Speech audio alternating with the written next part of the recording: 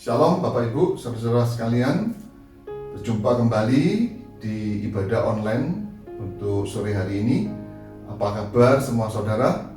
Saya berharap, saya mendoakan tentunya semua kita dalam kondisi yang baik, tetap penuh dengan damai sejahtera dan sukacita dari Tuhan Yesus.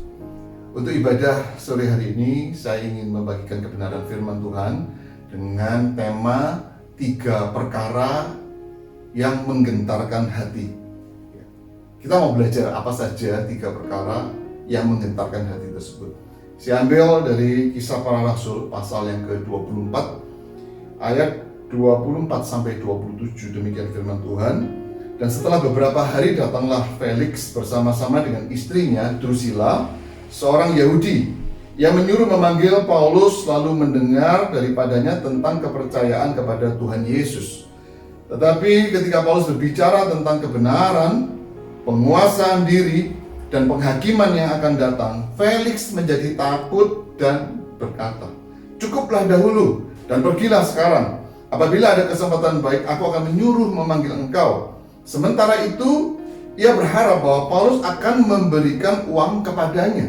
Karena itu, ia sering memanggilnya untuk bercakap-cakap dengan dia.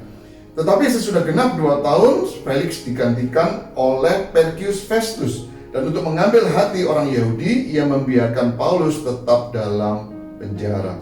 Jadi awal ceritanya adalah ketika Paulus ada di Yerusalem dan Paulus memberitakan berita Injil keselamatan, Injil kebenaran Tuhan Yesus Kristus, dan Injil yang menceritakan tentang bahwa orang-orang yang mati di dalam Tuhan Yesus, mereka akan menerima kebangkitan. Nah, berita ini tidak menjadi satu berita yang bisa diterima oleh orang-orang Yahudi, tua-tua Yahudi, ataupun imam-imam pada waktu itu. Sehingga kemudian mereka memberikan tuduhan-tuduhan palsu dan mereka menangkap Paulus dan kemudian memasukkan Paulus ke dalam penjara di Yerusalem. Tidak hanya itu, tapi mereka juga merencanakan untuk membunuh Paulus. Dan kemudian kepala pasukan penjara yang ada di Yerusalem untuk menjaga keamanan Paulus, maka mereka mengirimkan Paulus ke kota Kaisarea, wilayah Kaisarea. Dan siapa gubernur atau pemimpin Kaisarea? Dia tidak lain adalah Felix. Jadi Felix ini adalah gubernur Kaisarea.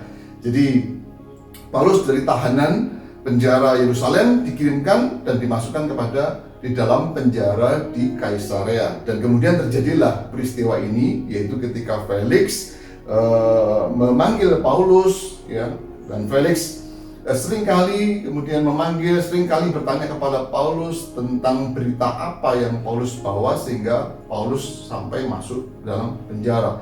Dan Paulus menceritakan Injil tentang Yesus Kristus kepada Felix. Tapi ternyata ada 3 perkara yang disampaikan oleh Paulus dan itu membuat Felix menjadi takut. Felix menjadi gentar. Dan sepertinya 3 perkara ini juga akan cukup menggentarkan hati semua orang yang tentunya mendengarkan pesan. Bahwa yang pertama, 3 perkara kita mau belajar. Yang pertama, apa yang Paulus ceritakan kepada Felix? Dia menceritakan tentang kebenaran. Saya ulang ayat yang ke-25 berkata, ketika Paulus berbicara tentang 1, kebenaran, 2, penguasaan diri, dan 3, tentang penghakiman yang akan datang. Nah, kita mau belajar yang pertama, yaitu tentang kebenaran. Paulus menceritakan kepada Felix, dan Paulus juga menceritakan kepada semua orang-orang yang ditemuinya, bahwa kebenaran itu hanya di dalam Yesus Kristus. Karena itu, poin yang pertama dari kebenaran ini berkata bahwa kebenaran yang sempurna dan sejati hanya di dalam Yesus Kristus. Kita semua pasti tahu ketika Yesus berkata di Yohanes 14 ayat yang ke-6, dia berkata bahwa akulah jalan dan kebenaran dan hidup, dan tidak ada seorang pun yang datang kepada Bapa kalau tidak melalui aku. Artinya bahwa Yesus itu adalah kebenaran yang sejati dan sempurna. Ada banyak pemberitaan, ya, tentang kebenaran yang lain tentunya. Nah, semua yang dipercaya orang yang lain tentunya juga berita tentang kebenaran, tentang moral kebenaran. Tetapi saya mau katakan bahwa kebenaran yang sempurna, kebenaran yang sejati hanya di dalam Yesus Kristus. Mengapa? Karena Yesus tidak hanya berbicara tentang dirinya yang adalah kebenaran, tetapi sekaligus Yesus juga berkata bahwa dia adalah jalan dan dia adalah hidup. Kebenaran-kebenaran yang lain bisa berarti memberikan sebuah moral kehidupan ini yang baik, berbuat baik, menolong orang, menolong sesama, semuanya baik dan benar. Tetapi tidak sampai masuk kepada sebuah jalan dan sebuah kehidupan. Tidak ada siapapun juga di bumi ini yang berkata bahwa dia sudah mengalahkan maut dan menguasai kehidupan sepenuhnya, kebangkitan dari kematian sepenuhnya, kecuali Tuhan Yesus Kristus. Karena itu kita boleh berkata, kita bersyukur bahwa setiap kita yang sudah menyerahkan hidup hati kita untuk percaya sepenuhnya kepada Tuhan Yesus, kita menjadi orang-orang yang beruntung. Tapi biarkan keberuntungan ini tidak hanya kita sendiri, kita ambil sendiri, kita hidupi sendiri. Tapi mari kita juga bagikan kebenaran, kehidupan. Yesus adalah jalan itu juga kepada semua orang-orang yang lain, supaya semua orang-orang juga boleh menerima anugerah yang daripada Tuhan, yaitu keselamatan yang kekal, bangkit dari kematian dan masuk kepada sebuah kehidupan dalam kekekalan.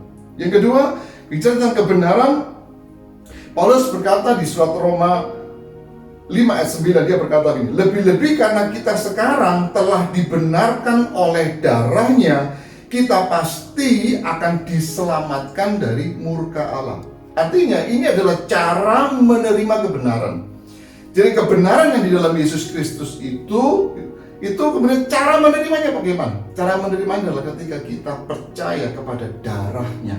Darah Yesus yang kudus, yang suci, yang mulia itu, darah itu yang menjadi pengampunan. Itu menjadi alat untuk mengampuni, membasuh semua kekotoran hidup kita, semua dosa-dosa kita. Kita tahu bahwa upah dosa adalah maut, dan dosa itu, maut itu harus ada pengorbanan darah, dan satu-satunya darah yang layak untuk menjadi korban tebusan adalah darah Yesus, karena hanya darah Yesus yang kudus, yang suci dan mulia. Tidak ada darah yang lain yang kudus, suci, mulia selain darah Yesus. Karena itu firman berkata, hanya oleh darah Yesus bahwa kita ini bisa dibenarkan dari semua dosa dan pelanggaran kita, dan ujungnya bahwa kita pasti akan diselamatkan dari murka Allah. Ini janji yang luar biasa.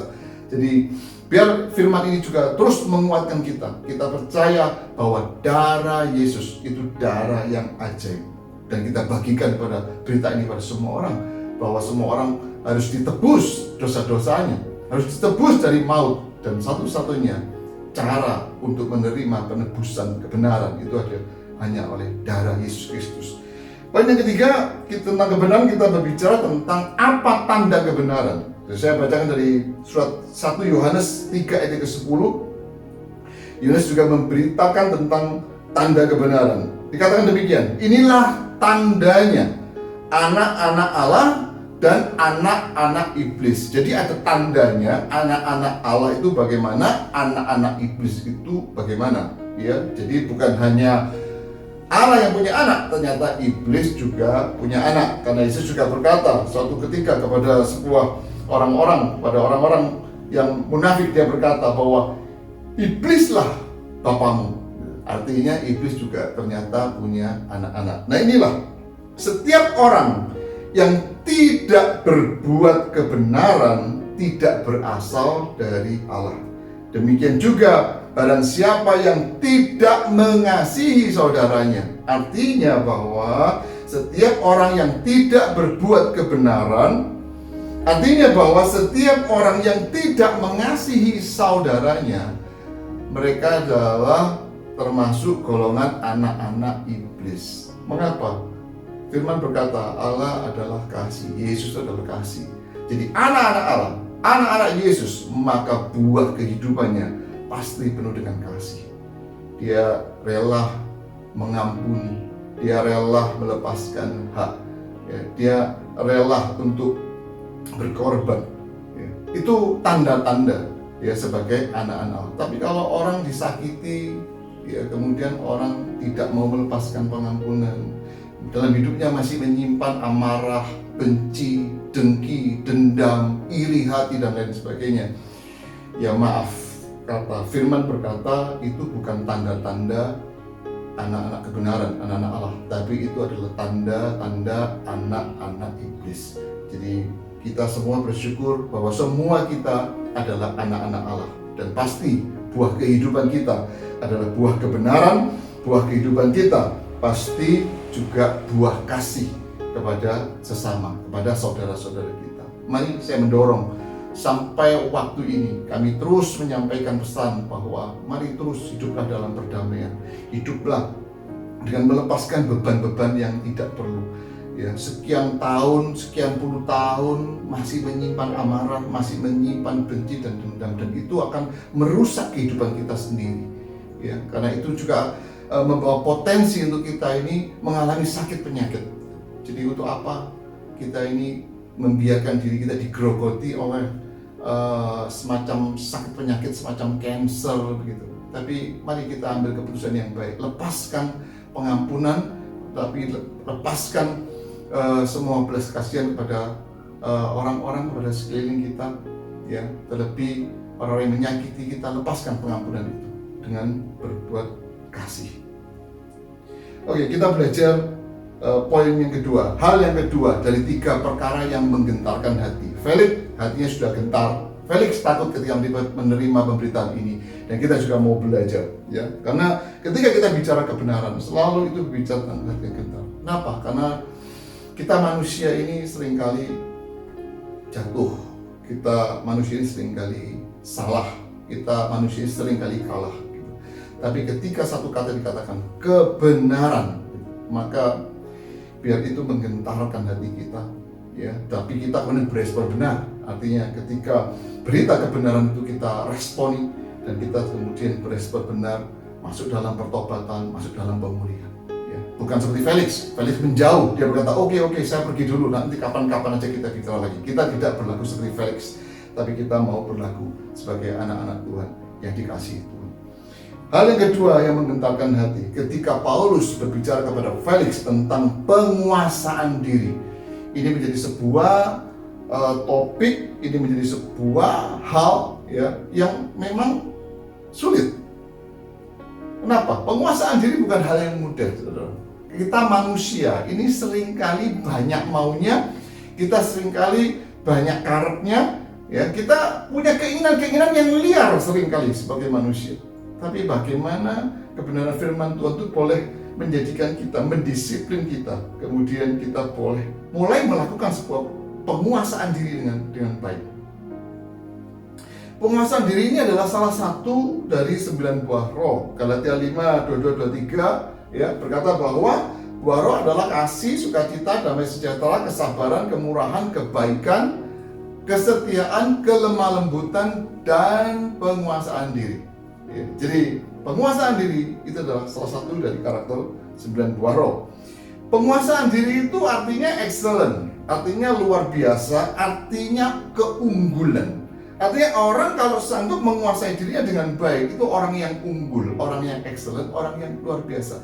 Amsal berkata begini, dari 16 ayat 32 dari Amsal berkata, orang yang sabar, ya, orang yang sabar, gitu. Ini saudaranya penguasaan diri itu pasti sabar. Orang yang sabar melebihi seorang pahlawan. Kita tahu pahlawan itu orang yang luar biasa, jadi berkat banyak orang, karena itu dikatakan dia seseorang itu pahlawan, karena dia punya jasa yang besar. Tapi Amsal berkata, orang yang punya jasa besar, orang yang hebat, seperti pahlawan pun ternyata masih kalah dengan orang yang sabar. Artinya kesabaran itu menjadi sesuatu yang luar biasa. Lanjutan Amsal berkata, orang yang menguasai dirinya melebihi orang yang merebut kota. Seorang pahlawan, orang yang sanggup merebut sebuah kota adalah orang-orang yang berjasa dan orang-orang yang luar biasa. Tapi firman berkata, ada orang-orang yang lebih hebat dari orang-orang yang demikian. Siapa? Itu orang yang sabar dan orang yang bisa menguasai diri. Penguasaan dirinya itu baik. Karena orang yang bisa menguasai diri, dia sudah bisa menguasai kehidupannya. Ini luar biasa. Ya, kalau kita mengandalkan kekuatan kita sendiri sebagai manusia, saya mau katakan sulit sekali. Ya, seringkali kita itu berontak dengan keinginan-keinginan. Paulus juga berkata di surat Roma, dia berkata, aku di dalamku ini ingin melakukan hal-hal yang baik, tapi tubuhku malah melakukan hal-hal yang jahat. Itu juga menjadi sebuah pergumulan Rasul Paulus. Karena itu bagaimana seseorang bisa menguasai diri dengan baik gitu. Ya, kita minta Roh Tuhan yang tolongi kita. Kalau Tuhan tidak tolongi kita, tidak mungkin kita bisa menguasai diri kita dengan baik. Sekali lagi, kita seringkali sesuka-suka kita dalam keliaran. Ya, kita seperti kuda liar, kuda binal. Ya, maunya banyak, maunya yang diingini, yang menjadi kesukaan daging. Gitu. Tetapi Firman mengingatkan kita tentang penguasaan diri, dan itu membuat sebuah kegentaran. Penguasaan diri itu untuk pertandingan iman. Rasul Paulus berkata di 1 Korintus 9 ayat 25 berkata, tiap-tiap orang yang turut mengambil bagian dalam pertandingan, ya, semua dalam pertandingan, menguasai dirinya dalam segala hal. Artinya kalau orang itu ikut dalam sebuah pertandingan, orang itu harus menguasai dirinya dalam segala hal. Mereka berbuat demikian untuk memperoleh suatu mahkota yang fana. Artinya ketika sebuah pertandingan dimenangkan, menerima piala, menerima mahkota, tapi itu mahkota yang fana. Dan Paulus berkata, tetapi untuk kita adalah untuk memperoleh suatu mahkota yang abadi. Kita semua ini ada dalam pertandingan kehidupan, tapi kita tidak bertanding satu dengan yang lain.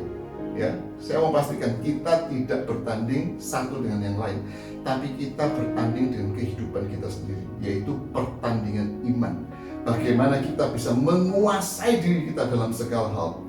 Analoginya adalah ketika seseorang ada dalam sebuah pertandingan. Contoh, bisa pertandingan olahraga, ya, sepak bola, tinju, ataupun pertandingan-pertandingan atletik dan lain sebagainya.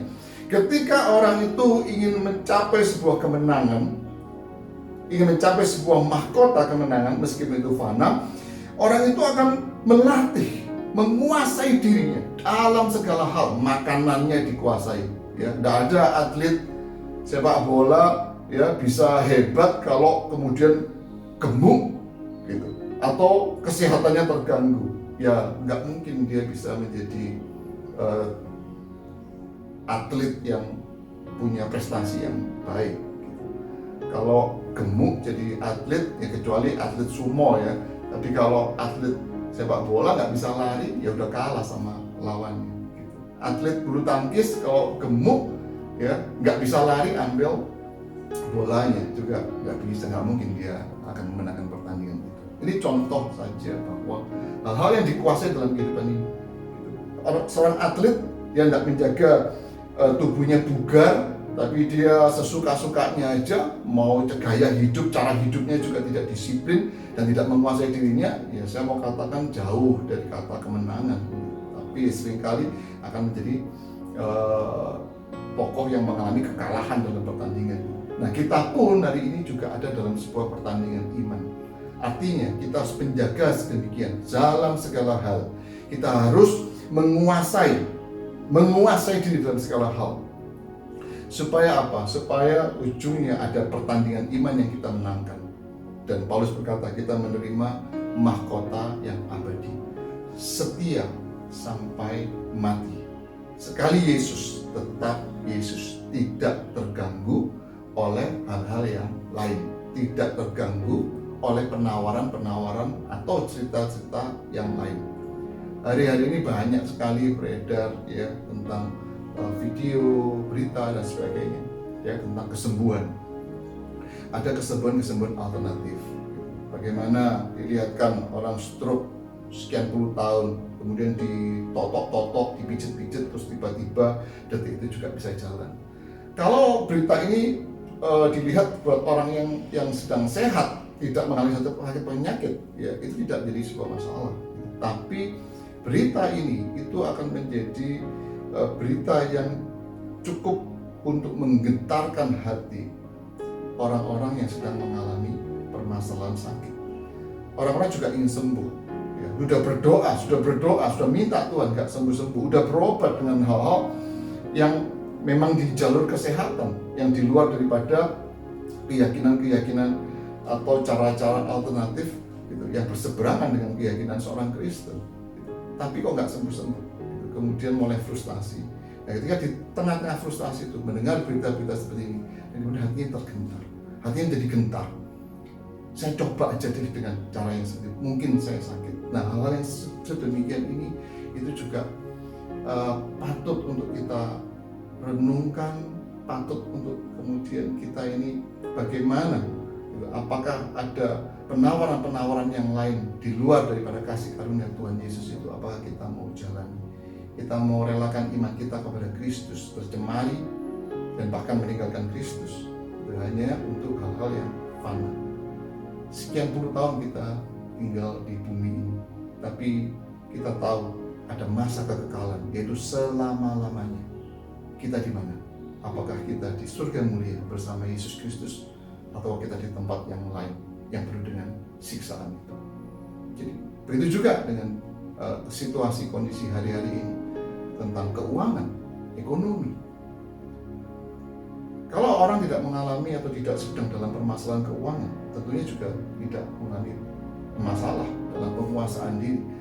Tapi kalau hari ini seorang sedang mengalami sebuah masalah keuangan, keluarganya bermasalah keuangan, sementara ada kebutuhan anak, sakit dan sebagainya, kemudian dibukakan oleh setan sebuah kesempatan untuk melakukan sebuah tindakan-tindakan di luar kebenaran, mencuri, ya, bahkan lebih ekstrim, tindakan-tindakan kejahatan, merampok, jambret dan lain sebagainya, atau menipu, ya, terbuka kesempatan itu karena setan bukakan jalan itu.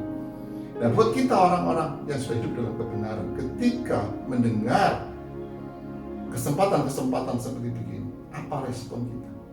Apakah kita menguasai diri kita, tetap mau menguasai diri kita sesuai dengan kebenaran, atau kemudian kita lepas kendali dan kita kompromi dengan hal di luar kebenaran? Ini makanya hal tentang penguasaan diri itu bukan hal yang mudah. Benar-benar kita itu butuh kasih karunia dan pertolongan Tuhan. Supaya apa? Supaya tetap kita ini hidup di dalam kebenaran. Supaya kita ini tetap dimampukan untuk menguasai diri kita dengan baik dan benar.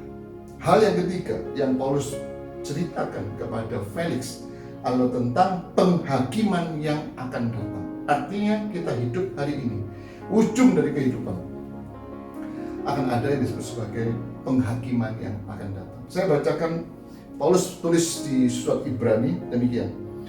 Ibrani pasal 9 ayat ke-27. Dan sama seperti manusia ditetapkan untuk mati hanya satu kali saja. Artinya manusia itu mati hanya satu kali saja, gak ada pengulangan, ya, kesempatan cuma satu kali ini.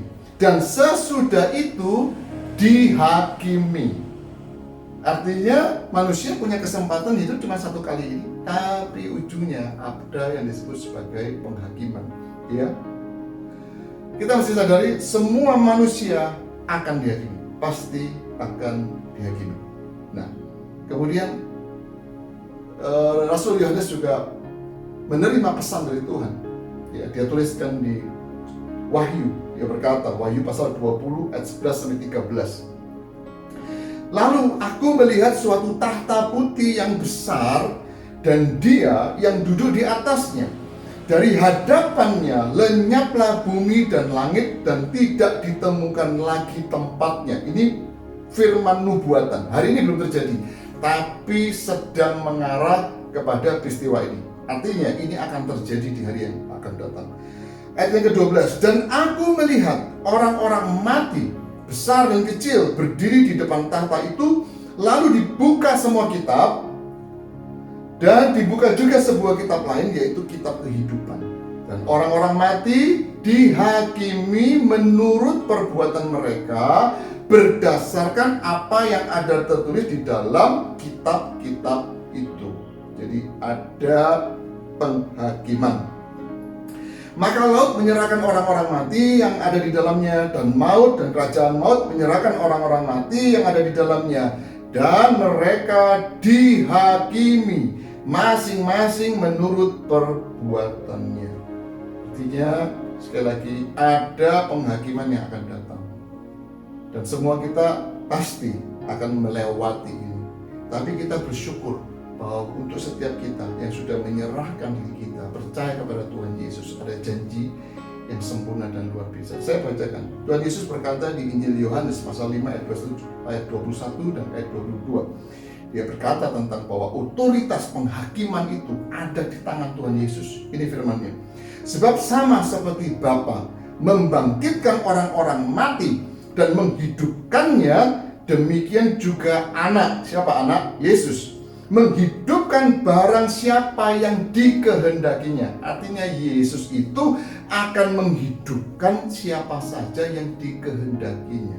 Ayat 22 berkata, Bapa tidak menghakimi siapapun, melainkan telah menyerahkan penghakiman itu seluruhnya kepada Anak. Jadi Bapa tidak menghakimi siapapun, tapi penghakiman itu sudah diserahkan kepada Anak. Penghakiman itu sudah diserahkan kepada Tuhan Yesus.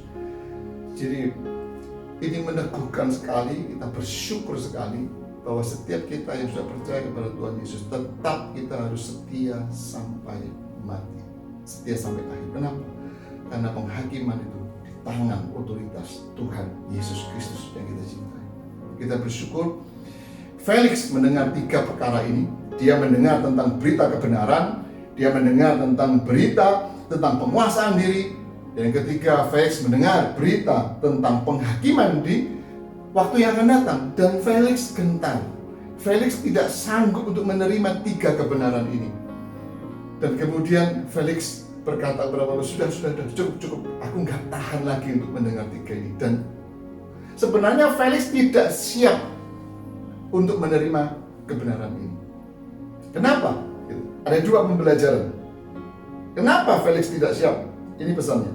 Ayat 26 berkata begini, sementara itu Felix berharap bahwa Paulus akan memberikan uang kepadanya. Karena itu dia sering memanggilnya untuk bercakap-cakap dengan dia. Jadi Felix ini sering memanggil Paulus dari penjara, dikeluarkan, dipanggil, diajak omong-omong. Tapi ini bukan satu ketulusan, ini bukan sebuah kemurnian. Apa yang mendasari Felix untuk memanggil Paulus? Ternyata firman berkata, Felix berharap Paulus memberikan uang kepadanya. Jadi Felix ini termasuk orang yang sedang diikat oleh mamon atau roh cinta uang. Dan karena dia diikat oleh mamon, karena dia diikat oleh roh cinta uang, makanya dia tidak tahan ketika dia mendengar 3 perkara itu. Dia mendengar berita tentang kebenaran, tentang penguasaan diri, dan tentang penghakiman yang akan datang. Dia gentar, dia nggak tahan, dia takut. Kenapa? Karena sebenarnya dia mencintai uang, dia mencintai kehidupan, hedonisme di dunia ini.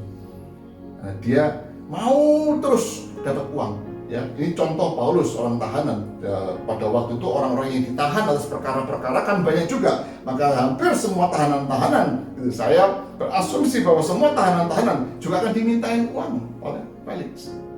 Dan ini yang kemudian menjadi sebab permasalahan di dalam hidupnya. Hal yang kedua tentang Felix, mengapa Felix gentar hatinya? Hal yang kedua, ayat 27 berkata begini, tetapi sesudah genap 2 tahun, Felix digantikan oleh Porcius Festus. Dan untuk mengambil hati orang Yahudi, Felix membiarkan Paulus tetap di dalam penjara. Sebenarnya Felix tahu betul bahwa Paulus ini tidak bersalah, karena Paulus ini difitnah oleh tua-tua Yahudi, oleh imam-imam Yahudi. Si Paulus itu tidak ada kesalahan, tidak ada alasan untuk seorang Rasul Paulus dia memberitakan keselamatan di dalam Yesus Kristus sampai kemudian dia harus dipenjara. Tidak ada alasan apapun. Sebenarnya dia sudah bisa membebaskan, tapi dia menahan, dia tidak bebaskan.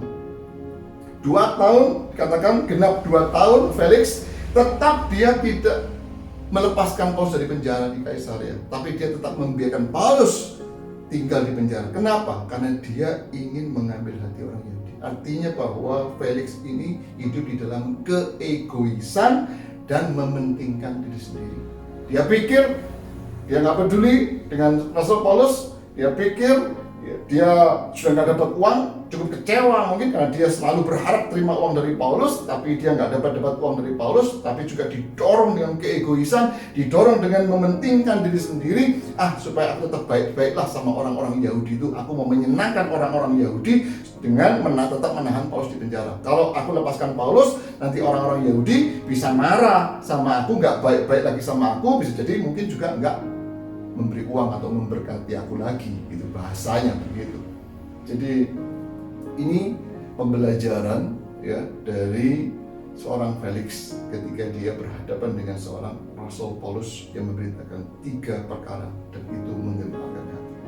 Firman sudah selesai, Bapak Ibu Saudara, dan kiranya semua kebenaran ini mengingatkan kita, menguatkan kita, meneguhkan kita untuk kita terus hidup di dalam kebenaran, hidup di dalam kasih, hidup di dalam cinta dan setia sampai selama-lamanya kepada Tuhan Yesus Kristus.